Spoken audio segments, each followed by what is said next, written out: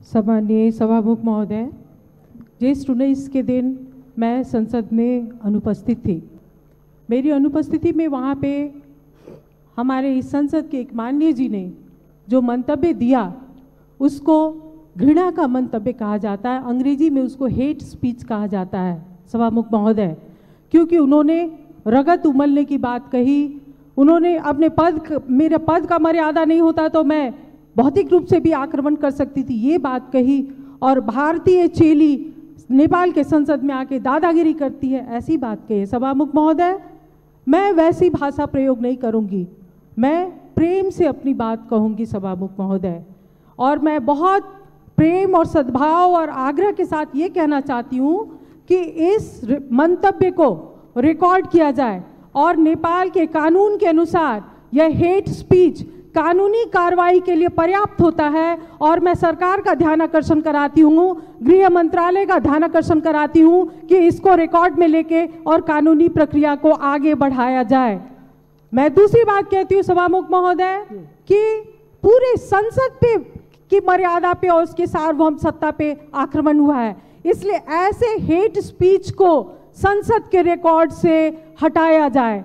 जब तक ये संसद का रिकॉर्ड पे बना रहेगा, इस देश में विभाजन की दरार वहीं से शुरू होगी, क्योंकि यहाँ पर अगर ये संसद के सार्वभौम सत्ता पे संसद में ही जासूस कहने की बात की जाती है, संसद में दादागिरी चलाने की बात की जाती है सभामुख महोदय, ये सिर्फ किसी माननीय पे नहीं, ये पूरे संसद पे आक्रमण है।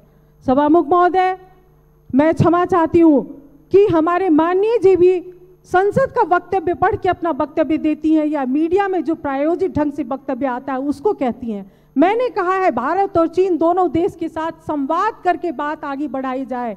और थोड़ी देर के बाद मीडिया ने भारतलाई नसोधिकन नक्शा बनाउने ये कहा कि प्रायोजित किया, उन्होंने भी उसी मंतव्य को पढ़ा है, सुना है और उसके बाद अपनी धारणा व्यक्त करती हैं। कम से कम हम लोग सभासद लोग जब बोलते हैं तो वस्तुगत तथ्य और प्रमाण के आधार पे बोलें। जब बाहर के जनता की हल्ला होती है, उसी के हल्ला में हम लोग जाएंगे तो हम लोग देश का नेतृत्व कैसे करेंगे। मैं जो दूसरी बात महत्वपूर्ण बात उठाना चाहती हूँ यहाँ पर, हमारे माननीय जी ने एक बात तो अच्छा ही कहा, भारतीय चेली को भारतीय दलाल बोलते बोलते चेली कहा, महिला है सहानुभूति होगी इसलिए इज्जत बढ़ाया है, लेकिन फिर भारतीय जासूस करके उन्होंने सब पे पानी फेर दिया। मुझको भी मालूम है सभामुख महोदय, उनके पति राप्ती जिला के दांग जिला के राप्ती गांव पालिका में जब वो चुनाव लड़ रहे थे तो उनके गांव पालिका के निर्वाचन में भारतीय रुपया बांटा गया।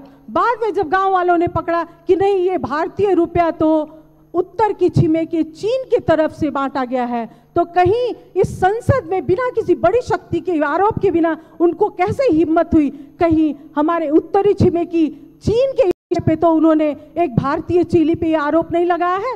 भारतीय चेली ऐसे नहीं आई है सभामुख महोदय, नेपाल के कानून के अनुसार आई है। और मैं एक बार और कहती हूँ, मैं नेकपा पार्टी के संसदीय दल के नेता और नेकपा पार्टी के अध्यक्ष और नेतागण से कहती हूँ, मैं महत्वपूर्ण बात कहने जा रही हूँ सभामुख महोदय।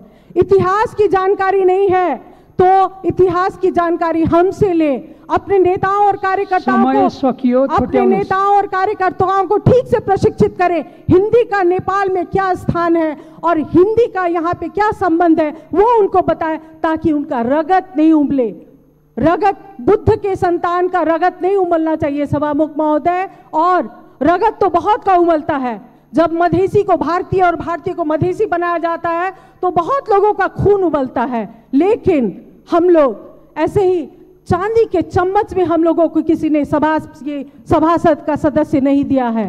जनता के बीच में संघर्ष करते करते करते हम लोग आए। और अंत में एक बात और मैं कहूंगी, नागरिकता के विषय में उन्होंने कहा है कि हम लोग क्यों राष्ट्रपति होंगे, हम लोग समय मैं एकदम खत्म कर रही हूँ, महत्वपूर्ण बात है।